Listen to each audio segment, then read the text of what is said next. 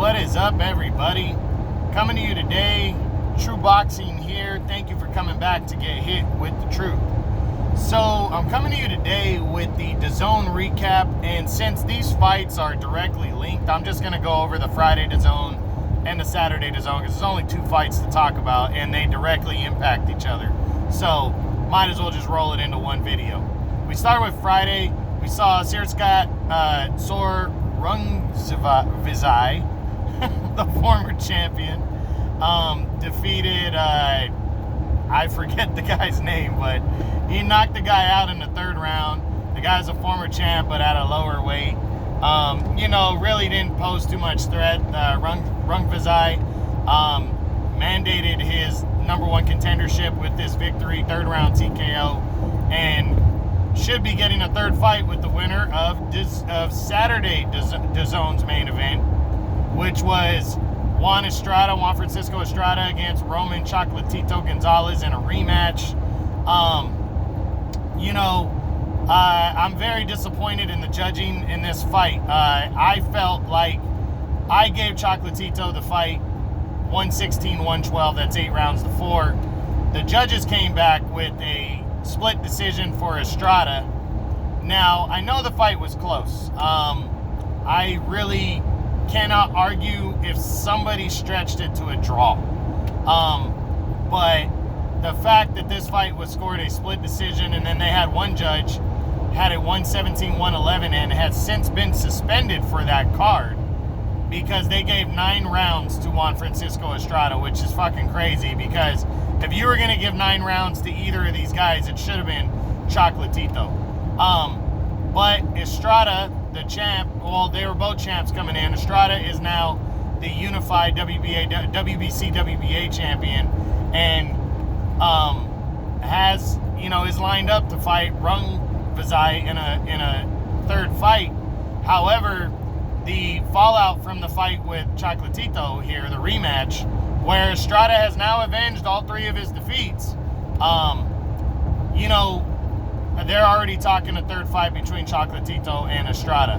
And I'm interested in seeing how this all shakes out between these 3, because if Rungsivai is the champion right now, is the mandatory #1 contender, then he's supposed to get a direct shot. But the WBC is the most corrupt organization right now, and I think we need to see a third fight between Choclatito and Estrada.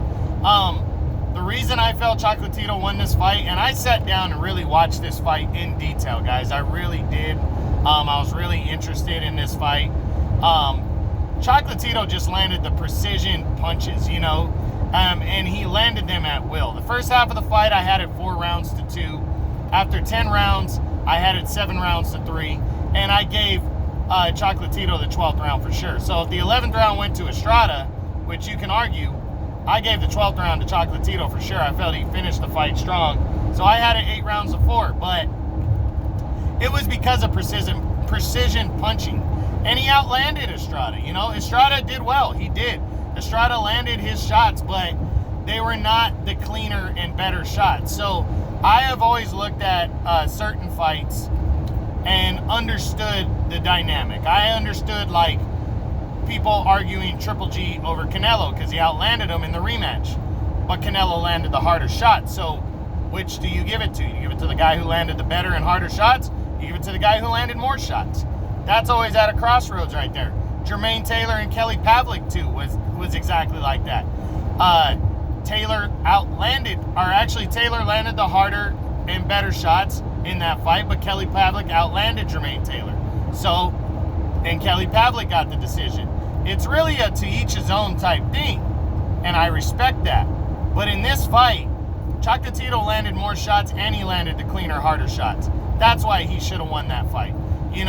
And I know we scored on a round-to-round basis, but there was so many rounds that Estrada was landing shots, but Choclatito was outlanding them and outworking them and hitting them with the harder shots, and I just didn't understand what the judges saw. I really don't see how you can give 7 rounds. One judge had it 7-5 for Estrada. I'm sorry, I don't see it. I don't see 7 rounds to Estrada. I just don't. And to me, this felt a lot like the Andre Ward-Sergey Kovalev fight. It was close. You know, you can argue that fight was close. You can argue as much as 7-5, but I cannot understand how, and even 6-6, if they would have scored Ward and Kovalev the first fight a draw, all right, but 7 rounds to Ward or 7 or more rounds to Estrada is just a travesty. I'm not going to call it a robbery. I just think it was a terrible, terrible decision, and definitely the guy who deserved to win that fight was on the losing end in Choclatito, and it's disappointing because at his age, to bounce back off of those back-to-back losses to Rungsivai, I wanted to see him win that fight to earn a 3rd fight. But what I think could possibly go down in this whole scenario is, because I'm not going to do a what's next because I don't cover these divisions unless they're major fights. So what I'm saying is I don't really have a top 10 for the 115-pound weight class. So what do I think could happen next? Well, Rungsivai could fight Estrada in a 3rd fight, which would be huge. And then the winner could fight Choclatito. You know, that's one way I could see it going. Also, you know, the WBC could tell Rungsivai, hey, we're gonna let you fight in an interim bout. You know, next, maybe on the undercard of Choclatito Estrada 3, and then we're gonna let them slug it out to determine who the better man is, and then you will get the absolute winner of that outcome.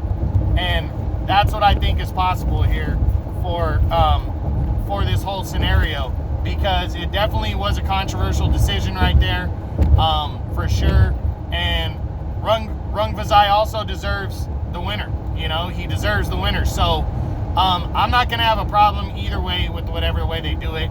In fact, maybe it suits Choclatito better. Maybe it suits him better to let Estrada and Rungsivai go at it, and then that way he can recover. You know, because he's an older fighter. Maybe he can recover, take somewhat of a tune-up bout next, and then go to the winner. So that might be the best bet for Choclatito coming off of his this tough fight and tough call that he was on the wrong side of. So that's it.